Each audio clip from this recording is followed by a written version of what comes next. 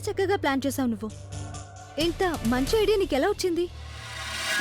Sweet heart, ఎన్నిసార్లు చెప్పాలి నీకు ఎప్పుడు నువ్వు నన్ను అండర్ ఎస్టిమేట్ చెయ్యొద్దు అని? I work best under pressure. ఎప్పుడు ఒక బ్యాకప్ ప్లాన్ ఉంటుంది నాకు. And for your kind information, ఒకవేళ ఈ ప్లాన్ కూడా సక్సెస్ కాలేదంటే నా దగ్గర మరో ప్లాన్ కూడా సిద్ధంగా ఉంది. దాని గురించి అంతా తర్వాత. ముందు తన్నేం చేయాలి? తను ఏం చేస్తాం? I think right thing to do is మనం ఇతన్ని ఇప్పుడే వదిలేద్దాం. అతను అభి దగ్గరికి వెళ్తాడు, మొత్తం నిజం చెప్పేస్తాడు. I think that will be perfect. నీకు మతి కానీ పోయిందా ఏంటి? ఏయ్ రిలాక్స్ రిలాక్స్. ఏం చేయాలి? ముందు ఇతని మొహం అయితే చూడవు. నా డార్లింగ్ ఇంతవరకు ఎవరు ఇబ్బంది పెట్టారో వాళ్ళని నేను చూడాలి కదా. ఆ తర్వాత ఏం చేయాలో ఆలోచిద్దాం. రైతే ఏంట్రా?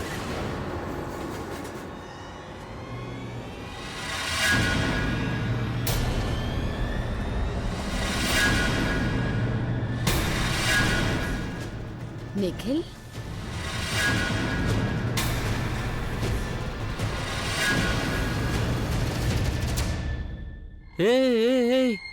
ఎవర్రా ఈవిడా? రే ఎవరిని పట్టుకుని తీసుకొచ్చారా మీరు? ఎవరిని తీసుకురమ్మన్నారో వాళ్ళనే తీసుకొచ్చాను. వదలండి వదలండి, ఆంటీని వెళ్ళనివ్వండి. వదలండి వదలండి రా. ఆంటీ గారు, మీరిక్కడేం చేస్తున్నారు? అంత ప్రమాదకరమైన చోటికి మీరు ఒంటరిగా రావడం మంచిది కాదంటీ. నేను అక్కడే ఉన్నాను కాబట్టి సరిపోయింది. మై గాడ్, లేకపోతే ఎవరైనా వెదవలరా మీరంతా? ఒక్కసారి చెక్ చేసుకోవాలి కదా. ఎవరికి తెలుసు ఆంటీ గారు పొరపాటున అక్కడికి వెళ్ళారేమో. పదండి లోపలికే. అసలైన బ్లాక్మెయిలర్ని పట్టుకోవాలి. ఓ దేవుడు, అక్కడ ప్రజ్ఞ ఒంటరిగా ఉండుంటుంది. ఒకవేళ వీళ్ళు తన్ని పట్టుకున్నారంటే అప్పుడు నా కూతురు పరిస్థితి ఏమవుతుందో ఏంటో.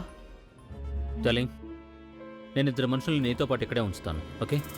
ఇక మిగతా మనుషులతో నేను లోపలికి వెళ్తాను. అప్పుడు అసలైన బ్లాక్మెయిలర్ని పట్టుకొని వస్తాను. వస్తాను. అక్కడ మీకెవరూ దొరకరు.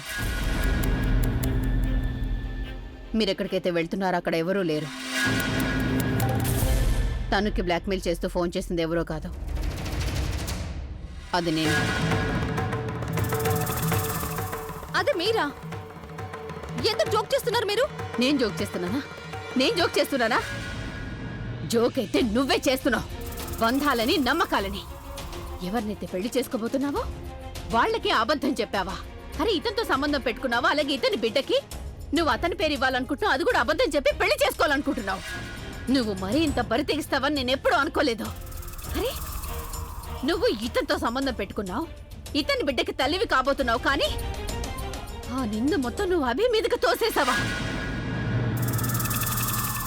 అభి ప్రజ్ఞని ప్రేమిస్తున్నాడు కాబట్టి నిన్ను చేసుకోవడం నీకు తెలిసిపోయింది. తను ప్రజ్ఞని ఎప్పటికీ వదలడు. కానీ నువ్వు నీ బిడ్డను అడ్డం పెట్టుకుని సంతోషంగా ఉన్న నా కూతురు జీవితాన్ని పూర్తిగా సర్వనాశనం చేశావు.